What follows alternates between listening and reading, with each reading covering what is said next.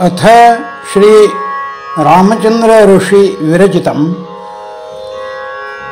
उमाशंकर संवादे श्रीमदांजनेय कवचम्। श्री गुरुभ्यो नमः। हरि ओम्। एकदा सुखमासीनं शंकरं लोकशंकरं प्रपृच्छ पार्वती भक्त्या कर्पूरधवलं शुभम्। श्री पार्वती उवाच भगवन् देवदेवेश शंभो शंकर शाश्वत महादेव जगन्नाथ शिव विश्वार्थिहारकः। संग्रामे संकटे घोरे भूतप्रेतादिके भये दुःखदावाग्निसम्पत्ते बन्धने व्याधिसङ्कुले दारिद्र्ये महति प्राप्ते कुष्ठरोगे ज्वरे भ्रमे चातुर्थिके सन्निपाते वाते पित्ते कफे तथा शोकाकुलेषु मत्रैषु केन रक्षाद्भवे ध्रुवम्। श्री रुद्र उवाच शृणु देवी प्रवक्ष्यामि लोकानां हितकाम्यया विभीषणाय रामेण प्रेमादत्तं च यत्पराम्। कवचं कपिनाथस्य वायुपुत्रस्य धीमतः तद्गुह्यं सम्प्रवक्ष्यामि विशेषात् शृणु सुन्दरी। उद्यदादित्यसङ्काशम् उदारभुजविक्रमम् कन्दर्पकोटलावण्यं सर्वविद्याविशारदम् श्रीरामहृदयानन्दं भक्तकल्पमहूर्यम् अभयं वरदं दोभ्रां कमले मरुतात्मजम्।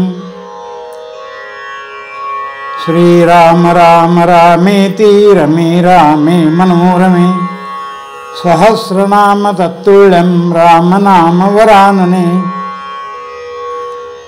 उल्लङ्घ्नः सिन्धोः सलिलं सलिलं यशोकवहनिं जनकात्मजाया आदाय तेनैव ददाह लङ्कां नमामि तं प्राञ्जलिराञ्जनेयम्। मनोजवं मारुतितुल्यवेगं जितेन्द्रियं बुद्धिमत्तां वरिष्ठं वातात्मजं वानरयूथमुख्यं श्रीरामदूतं शिरसा नमामि।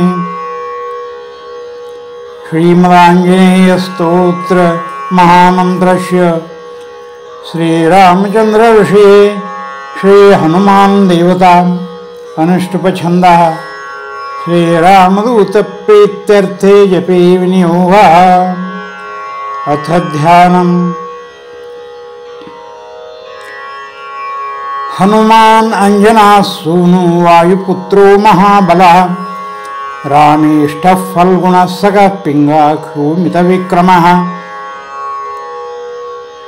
उदतिक्रमणश्चैव सीताशोकविनाशनः लक्ष्मणः प्राणदाता च दशग्रीवश्च दर्पः।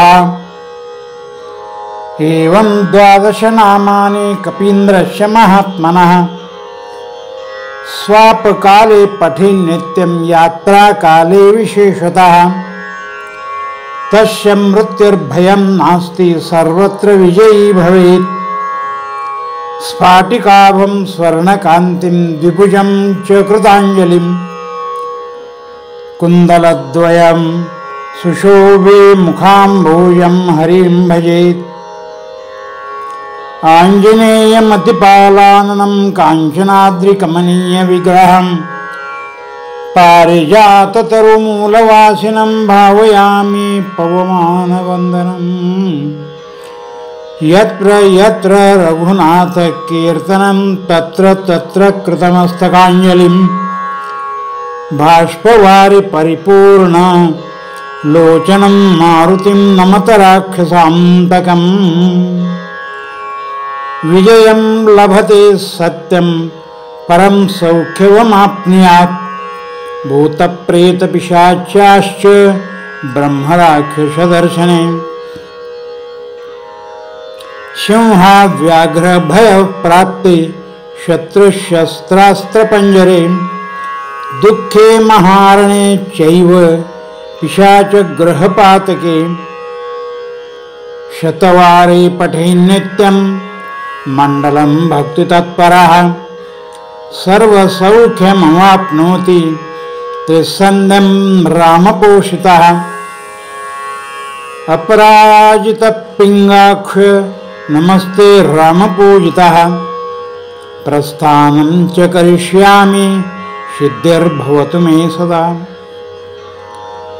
आयुः प्रज्ञा यशो लक्ष्मी श्रद्धा पुत्रा सुशीलता आरोग्यं देहसौख्यं च कपिनाथ नमोस्तुते।